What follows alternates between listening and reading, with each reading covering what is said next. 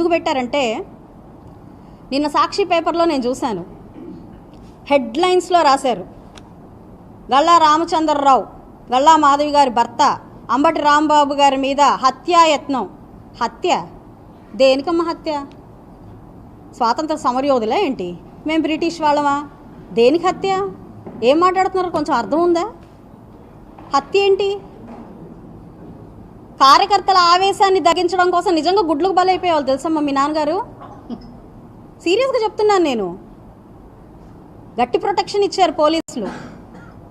పొద్దున మాట్లాడిన మాటలకి సాయంత్రం దాకా ఊరికే కూర్చున్నారు. సుమోటో ప్రకటించి ముందు ఆపాల్సింది పోయి. సరే, that is a different story. హత్యాయత్నం అది ఇంకా పెద్ద, అంటే అదొకటి. మళ్ళీ వెనకాల మరుసటి రోజు నల్లపాడు స్టేషన్కి వెళ్ళి పోలీసుల్ని ఎలా ఉన్నారు అని ప్రశ్నించి బాగానే ఉన్నారు అని చెప్తూ బయటకు వచ్చిన గల్లా మాధవి అదే పేపర్లో. నేను నల్లపాడు స్టేషన్కి వెళ్ళి అరెస్ట్ అయ్యాక నేను నల్లపాడు స్టేషన్కి వెళ్ళి మీరు ఎలా ఉన్నారు, ఎలా ఉన్నాడు ఆయన అని నేను అడిగానంట. బాగా చూసుకున్నామని వాళ్ళు చెప్పారంట. బాగా చూసుకున్నామని నేను మీడియాకు వచ్చి చెప్పానట.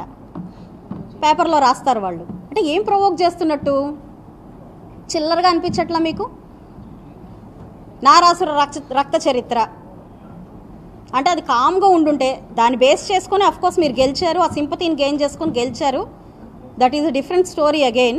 అంటే ఎందుకు చెప్తున్నానంటే ఇవన్నీ మీకు కరెక్ట్ టైంలో మీరు మాట్లాడిన వాటికి ఆన్సర్ చేయకపోతే ప్రజల్లో మీరు ఇచ్చే ఇంజెక్షన్ ఎలా ఉంటుందంటే అవునా అనే ఒక క్వశ్చన్ వేసుకోవాల్సిన విధంగా ఉంటుంది. 17 మెడికల్ కాలేజీని చూసి అవునా అని అనాలంట చంద్రబాబు నాయుడు గారు, మనందరం కూడా. జగన్ గారు చెప్తారు అవునా అని అంటున్నారు అందరూ అవన్నీ చూసి. అంటే he injects into the people of state. తప్పులు చేస్తారు, రివర్స్ని ఇంజెక్ట్ చేస్తారు. చాలా తప్పు కదా. అందుకని చెప్పుకోవాల్సిన వస్తుందమ్మా అవన్నీ.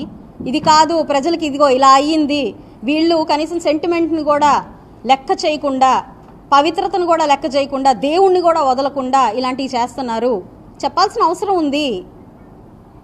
మాకేం పని లేదనుకుంటున్నారా? మీ ఇంటి మీదకి క్వశ్చన్ చేయడానికి వచ్చిన రోజు 4 ప్రోగ్రాంలు అటెండ్ అయ్యి వచ్చాను. 8ంటికి ఇంట్లో నుంచి బయటికి వెళ్ళి. వేరే పనులు లేవనుకుంటున్నారా? చాలా పనులు ఉన్నాయి. ఇవాళ కూడా ఉమెన్ గ్రీవియన్స్ ఉంది. మీరు ఉమెన్ గురించి మాట్లాడారు కదా. ఉమెన్ కష్టాలు తెలుసుకోవడం కోసం ప్రత్యేకించి పెట్టాను. మరి మీ హయాంలో ఎవరైనా ఒకళ్ళన్నా మాట్లాడారో లేదో నాకు తెలీదు. ఆడవాళ్ళు పడుతున్న కష్టాల గురించి ఒకళ్ళన్నా మాట్లాడారో లేదో నాకు తెలీదు. మీ రోడ్ల మీద నుంచి అమరావతి మహిళల్ని ఈడ్చుకెళ్తుంటే ఒకళ్ళైనా మాట్లాడారో లేదో నాకు తెలీదు. ఇష్టం వచ్చినట్టు వాళ్ళ మీద లాఠీ చార్జీలు చేస్తుంటే ఎవరొచ్చి మాట్లాడారో నాకు తెలియదు. పోన్లే మహిళలు వదిలేయండి అని మీరన్నా అన్నారో లేదో నాకు తెలీదు. మీ నాన్నగారికి చెప్పారో లేదో కూడా నాకు తెలీదు. ఇంట్లో పెళ్ళాల గురించి లేదనంటే పెళ్ళిళ్ళ గురించి మీ నాన్నగారు అవక్కులు చవక్కులు మాట్లాడుతుంటే నాన్న ఫ్యామిలీ వద్దు, వాళ్ళ ఫ్యామిలీ విషయాలు వాళ్ళ భార్యల గురించి మనకి ఎందుకు వద్దు అని మీరు అన్నారో లేదో నాకు తెలీదు. ఎందుకంటే మీరు ప్రత్యక్ష పాలిటిక్స్లో లేవని చెప్పారు.